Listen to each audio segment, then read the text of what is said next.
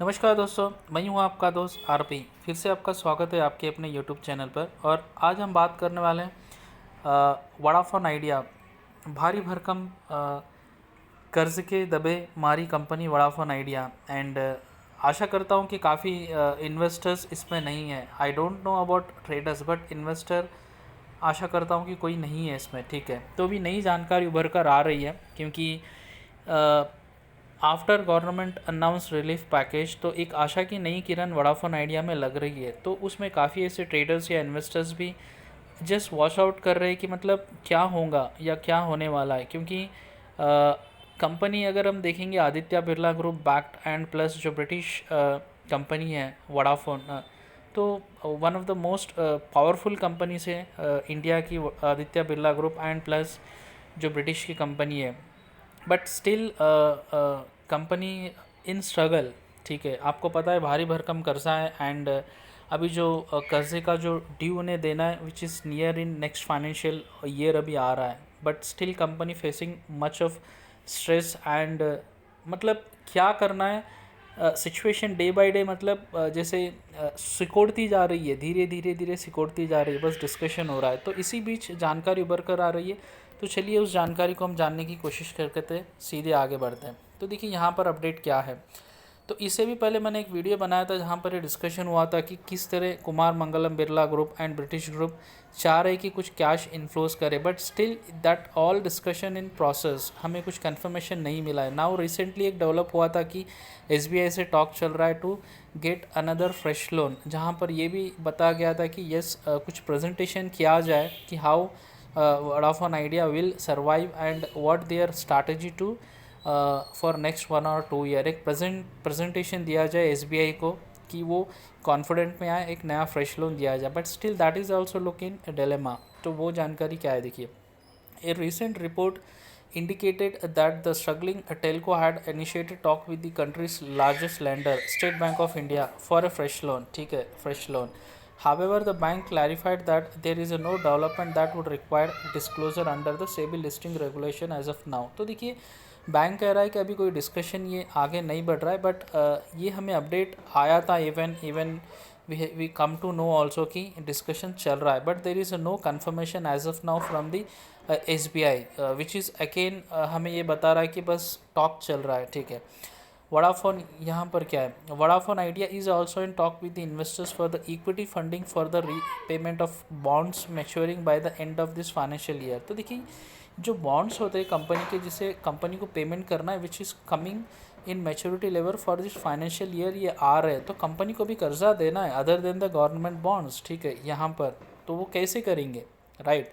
इसके लिए quick money चाहिए इन्हें। Maybe it's come from angel investors या इक्विटी इन्वेस्टर्स, या फिर खुद दे इन्वेस्ट करेंगे, या फिर they take from the other banks, that's they need now. उसके बाद यहाँ पर थर्ड जानकारी क्या है, the catch stripped telecom operators chief executive officer Ravinder Thakkar ji, इनका नाम काफ़ी बार आपने सुना होगा। इस समय CEO Ravinder Thakkar Vodafone Idea India के recently spoke to the analyst where the spoke about many aspects of Vodafone business plans.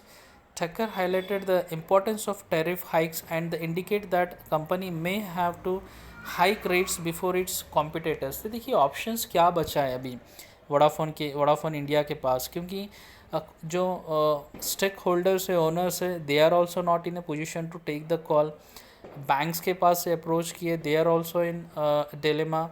And now they are trying to find any other equity investor जहाँ से पैसे उठा सके, that is also not confirm. तो fourth जो option है जहाँ पर ये टैरिफ हाइक कर सके एंड जो सारा बर्डन है, चलो अब जो इनके सब्सक्राइबर्स है अच्छे खासे, थर्ड लार्जेस्ट सब्सक्राइबर बेस ये रखते हैं, उनके ऊपर डाला जाए। तो because that discussion in process, Jio and Airtel even idea ये चाह रहे कि टैरिफ हाइक बढ़ाया जाए ऑल सेगमेंट में। ठीक है, बट जियो ने साफ कह दिया है कि अभी they are not in like discussion to increase the tariff in recent time. तो एयरटेल ने कहा है कि हम बढ़ाएंगे। तो अभी नाउ ठक्कर जो सीईओ है, दूसरा कोई ऑप्शन नहीं है, फोर्थ ऑप्शन यही है कि यस हम टैरिफ सबसे पहले हम डिस्कशन में और हम बढ़ाने की ओर बढ़ रहे हैं। तो टैरिफ बढ़ाएंगे तो यस कुछ पैसे मिलेंगे, बट इन बिटवीन अगर कितने कस्टमर बेस ये लूज़ कर रहे हैं डे बाय डे या वीकली या monthly, that also it's very concern और pain area for the Vodafone Idea, वो भी हमें देखना है, right.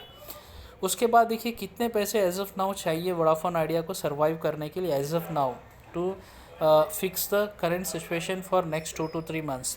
Vodafone Idea needs to raise around 2.5 billion, around 18,750 crore approximately via the equity route, or double its capex run rate to hold onto its current 19% revenue market share, says analyst। Analyst क्या कर रहे हैं, अगर चाहे वो bank से मिलो या खुद प्रोमोटर रेज करो या फिर कहीं से भी अगर पैसे लाना है, तो अप्रॉक्सीमेटली 18,000 लगभग 19,000 करोड़ का पैसे चाहिए to maintain its capex and to maintain its R M S मतलब nothing but revenue market share, ये दैट इज़ इम्पॉर्टेंट। इनका 19% है, एंड आपको पता है जियो का आर.एम.एस ऑलमोस्ट 40% है, एयरटेल का आर.एम.एस ऑलमोस्ट 35% है, और इनका आर.एम.एस ऑलमोस्ट 19% है। तो अगर इससे भी ज़्यादा गिर जाएंगे तो कोई मतलब लाभ नहीं रहेगा इन्हें। तो एज ऑफ नाउ इन्हें चाहिए 18 से 19,000 करोड़ का अमाउंट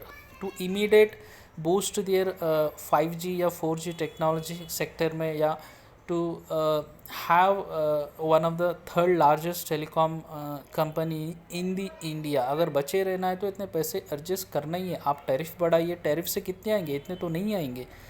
तो डेफिनेटली इन्हें कुछ ऐसा करना होगा जहाँ से इन्हें ये पैसे लाकर कंपनी को बचाना है नाउ, बिकॉज गवर्नमेंट ने अपनी तरफ से कोशिश की है। So now they have to B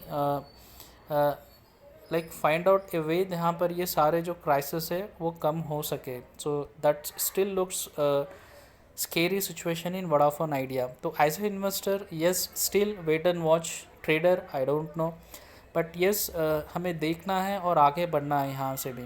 तो आशा करता हूँ ये जानकारी समझ में आ गई, खासकर इन्वेस्टर्स के लिए। तो फिर भी आपका एनालाइज कीजिए, और अगर कोई क्वांटिटी आप बाई करना चाह रहे हैं या आगे बढ़ाना चाह रहे हैं, दैट्स कैलकुलेशन कर रिस्क का कैलकुलेशन कर आगे बढ़िए।